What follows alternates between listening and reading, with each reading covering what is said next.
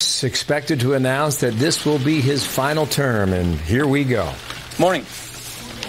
I wanted to share with you a little of what I just told my colleagues a few minutes ago. You realize something when you take this job. It's a big job with a lot riding on you, and you feel it.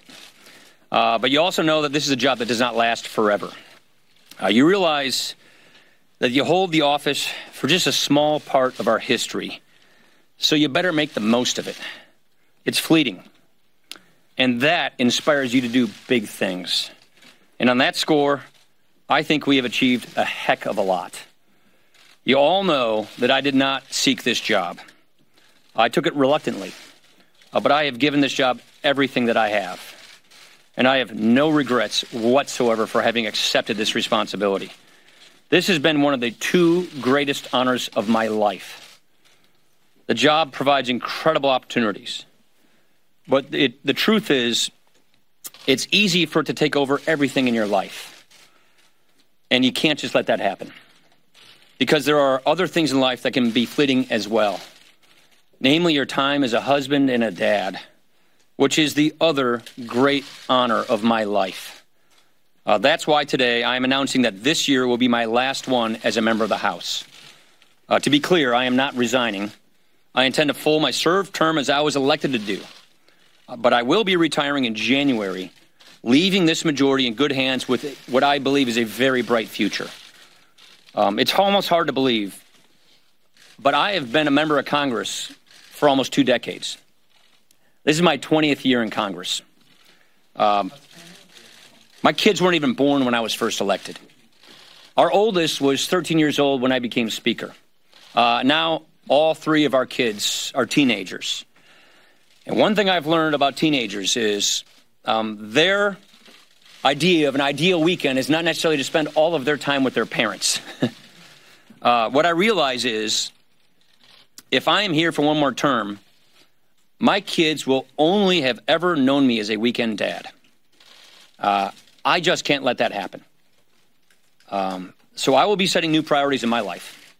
But I will also be leaving incredibly proud of what we have accomplished.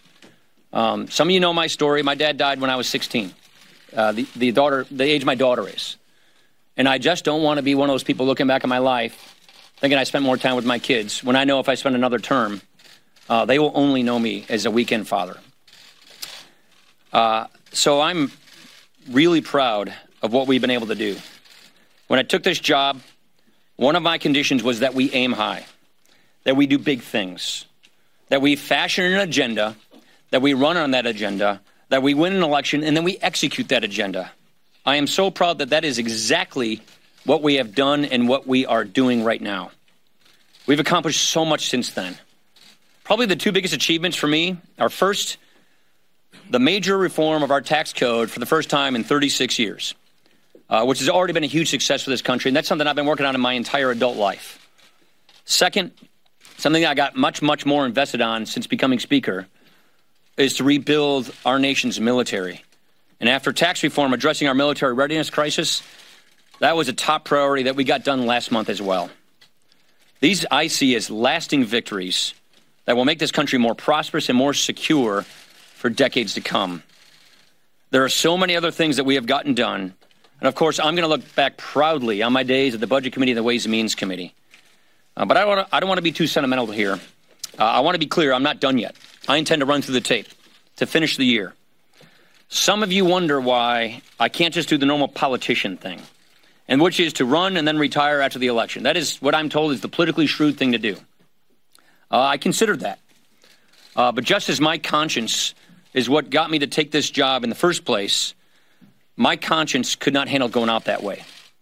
I pledged to serve the people of Wisconsin in the 1st District honorably. And in order to serve the people in my district honorably, I have to serve them honestly. And for me to ask them to vote to re-elect me, knowing that I wasn't going to stay, is not being honest. So I simply cannot do that. So that's why I'm announcing this today. Again, I am proud of what this conference has achieved, and I believe its future is bright. The economy is strong. We've given Americans greater confidence in their lives. And I have every confidence that I'll be handing this gavel on to the next Republican Speaker of the House next year. So just to close, I said earlier that I didn't want this job at first, and most of you know this. I really actually didn't. But I have to thank my colleagues for giving me this opportunity and this honor. I am really grateful for it.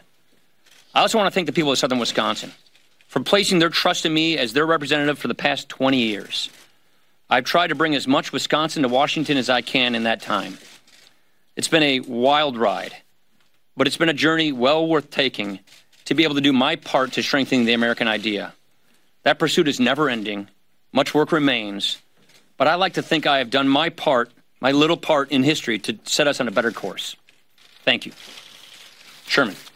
Will you remain as Speaker? Yes.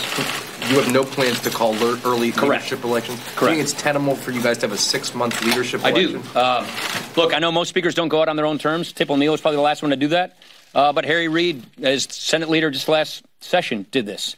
He announced he wasn't going to run for again, and he stayed on as Senate leader. So, yes, that's what I'm going to do. Long-sought tax cuts and tax reform legislation approved, which you say you'll consider to be your greatest achievement. However, you're not sticking around for its biggest consequence, which is trillion-dollar deficits as far as the Congressional Budget Office's eye can see. Yeah. What's your response to that? So entitlement reform is the one thing the one other great thing that I've spent most of my career working on. I'm extremely proud of the fact that the House passed the biggest entitlement reform bill ever considered in the House of Representatives. Do I regret the fact that the Senate did not pass this? Yes. But I feel from all the budgets that I've passed, normalizing entitlement reform, pushing the cause of entitlement reform, and the House passing entitlement reform, I'm very proud of that fact. But, yeah, of course, more work needs to be done. And it really is entitlements. That's where the work needs to be done. And I'm going to keep fighting for that. Let's go over here. Yeah. Mr. Speaker, did the chance that you might not be Speaker come November, if Democrats possibly take the House, factor at all into this decision? None whatsoever, actually. Look, you all know me. I didn't take this job to get the gavel in the first place. I'm not a guy who thinks about it like that. This really was two things. I have accomplished much of what I came here to do, and my kids aren't getting any younger. And if I stay, they're only going to know me as a weekend dad, and that's just something I consciously can't do. And that's really it right there. Yeah. The impact of your announcement on the 2018 midterms and perhaps sending a signal that the House has lost for Republicans? Yeah, I gave it some consideration, but I really do not believe whether I stay or go in 2019 is going to affect a person's individual race for Congress. I really don't think a person's race for Congress is going to hinge on whether Paul Ryan's Speaker or not. So I really don't think it affects it. Look, if we do our jobs, which we are, we're going to be fine as a majority. I'm grateful for the president to give us this chance to actually get this stuff done. I'm grateful that we have unified government that the president, with his victory, gave us so that we get all these big things done. We're going to have a great record to run on. We have a great economy, great accomplishments, more to do. And I really don't think that the American people are going to want to have the gridlock that the Democrats are promising. So I'm confident we can run through the tape and we can get this done. Bonus. On the president, he has been openly talking about firing Bob Mueller, potentially firing the Deputy Attorney General. What are your thoughts on that? My thoughts haven't changed. I think they should be allowed to do their jobs. We have a rule of law in this country, and that's a principle we all uphold. I have no reason to believe that that's going to happen. I have assurances that's not, because I've been talking to people in the White House about it. Rachel. As you know, the drafting has sort of begun to replace you once you retire. Who do you think would be good to lead the conference? Would McCarthy be able to do it, Scalise? I have great confidence in this leadership team. That's one thing that I'm really proud of. Obviously, I came with a big gulf in leadership when I came here. I think we have a fantastic leadership team. I have more thoughts on this. I think this is probably not the right time to get into that, but I'll share those thoughts later. That election's in November, so it's not something we have to sweat right now. Anna.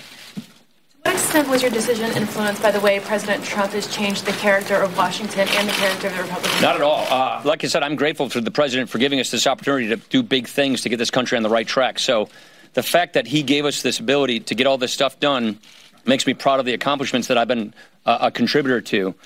Makes me satisfied that I've made a big difference, and he's given us that chance. So I'm grateful to him for that, and that's really how I see it.